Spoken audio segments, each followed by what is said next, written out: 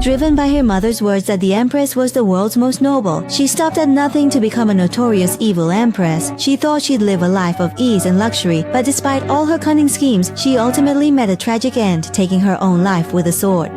Perhaps heaven took pity, granting her a chance to live life anew. Jiang Xuning surprisingly was reborn at 18, carrying all the memories of her past life. But just as she resolved to turn over a new leaf, to be a carefree young lady of the minister's estate, she suddenly recalled a truly disheartening fact, that her own birth mother was cold and distant towards her, while treating her concubine's daughter as if she were a precious treasure. Look at you now! A respectable young lady dressed like this, how unbecoming. You usually disrespect elders, ignore family rules, and I've put up with it. But this time you stayed out all night. Nanny, take good care of the second young lady and make sure she learns her lesson. Mother appeared to be teaching Jiang Xuning proper manners, but in reality, each time she saw her, she'd be reminded of her deceased concubine, Wan Yang. Years ago, Wan Yang showed disrespect to the main wife and was sent away to the countryside as punishment. Harboring deep resentment, she secretly exchanged her own daughter for the main wife's child. It wasn't until Wan Yang passed away from illness that Jiang Xuning was finally brought back to the Jiang manor. At first, her mother saw her eyes full of guilt and tenderness, but when Jiang Xuning asked her mother if she wished to make amends, she should declare to the world she was the Jiang family's only legitimate daughter, and her sister was the concubine's child born to Wan Yang. Her mother, citing family disgrace must not be aired, only offered her the title of a legitimate second daughter. Jiang Xuning was absolutely furious. She knew all too well what those three words truly signified. This was a forceful attempt to make space for her elder sister, Jiang Ziwei. It was tacitly accepting that the one who had stolen her life could stand as an equal to her, the true legitimate daughter, and it was undeniable proof that her mother placed her own decades-long affection and family's reputation above her. To protect her late adoptive mother, Wan Yang, and to claim the justice that she felt was due, Jiang Xuning didn't shy away from a big fight with her own mother. Little did she expect, this dispute would cause their mother-daughter relationship to take a sharp turn for the worse. There was a time when I used to wonder, since we share a blood connection, if I behaved well, could I truly win your genuine affection? But later, I came to understand clearly that Wan Yang will always be a barrier between us. Even though you gave me life, the deep-seated resentment is impossible to overcome. If certain things are simply not meant to be mine, then there's no need to keep striving for them. In her past life, Jiang Xuning, to please her mother, endured every beating and scolding. This humble obsession even indirectly fueled her ambition to be Empress. In this life, she completely abandoned all expectations, no longer compromising. Even if she's branded as unruly and wicked, she'll live for herself. But she could never have imagined that her status within the Jiang manor would decline to such a pitiful state. The medicinal ointment kindly sent by her elder sister Jiang Xuehui was almost secretly taken by Nanny Wang right in front of everyone, and even her precious jewelry had been stolen by the servants, with only a few pieces remaining. Oh great, they actually stole so much, only this much is left. Come here. Young miss, your servant didn't steal it. I've always served you faithfully. Please don't sell me off to a broker.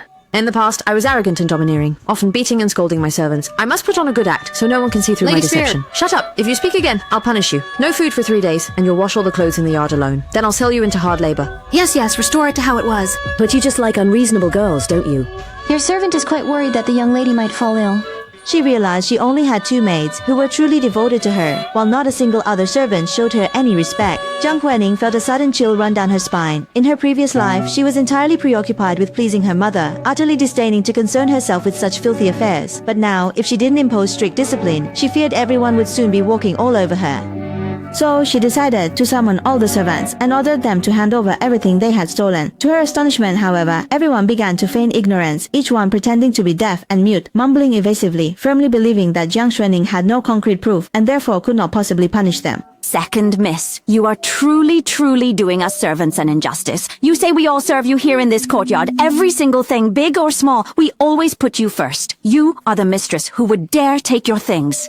It's all right. I knew you'd all have to wait. I can't handle it, but others will. By the time the servants were standing with aching backs and complaining endlessly, Jiang Xuaning's external help finally arrived, and this person was none other than Father Jiang, the head of the minister's residence. Although he didn't completely dote on Jiang Xuaning, he was certainly not cold and heartless, and he would never allow his legitimate daughter to be bullied by a group of servants. After all, this concerned the family's reputation and dignity. What? Have you all turned into mutes one by one? If anyone dares to deceive me to my face, I'll break their limbs and sell them off. Even though they were scared and begged for mercy repeatedly, some in the crowd remained stubborn and defiant. They not only clamored for Jiang Xuaning to produce the account books for a confrontation, but then turned the tables, insisting that Jiang Xuaning had failed to properly manage the assets and instead pinned the blame squarely on the servants.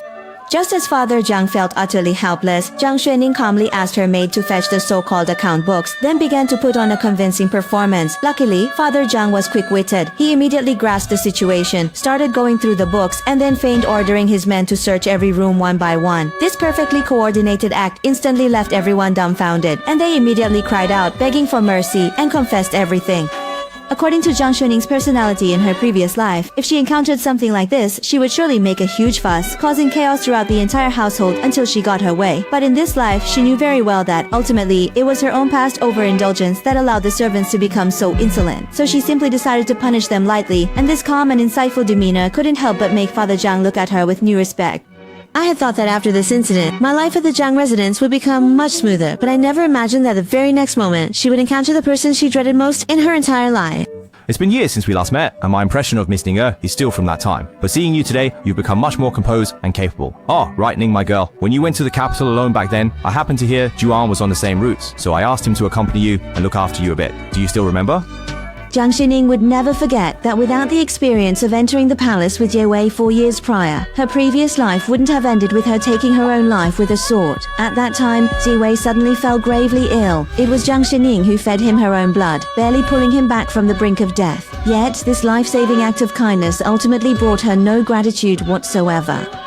It was because Ziwei, while not in his right mind, had actually revealed to Jiang Xuening some treasonous words that could implicate his entire clan. Later, he subtly probed her a few times. Jiang Xuening could only pretend ignorance while knowing full well, relying on an appearance of bad memory, being spoiled and ignorant. Only then did Ziwei finally lower his guard. Until she gradually ascended to the Empress's throne, Ziwei finally revealed his true self beneath his gentle facade. Ziwei, how could you commit such heinous acts disregarding human life? Your Majesty is not heaven. How can you know if I'm doing evil or acting on heaven's behalf? As for you living until today, that is already my greatest mercy. However, Ziwei had taken in every detail of Jiang Xuening's behavior today. If he were to perceive that something was amiss and discern that she was no longer the naive, ignorant Jiang Xuening, then wouldn't I, in this lifetime, meet an even swifter and more dreadful demise than in the previous one? So, in this life, would she continue to feign ignorance, biting the bullet, or seek refuge with Ziwei, or perhaps make him her subordinate, or even, going all out, simply confront Ziwei head-on? Jiang Xuening rejected all these ideas. Feigning ignorance was the old path from her previous life. One slight misstep would lead to eternal damnation.